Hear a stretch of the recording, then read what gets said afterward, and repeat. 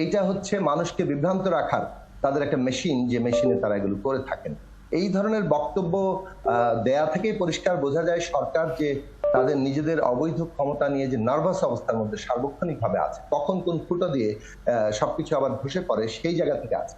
আমরা পরিষ্কার করে বলেছি যে আন্দোলন একটা ধারাবাহিক মানে প্রক্রিয়া। এই আন্দোলনের ওঠানামা থাকে।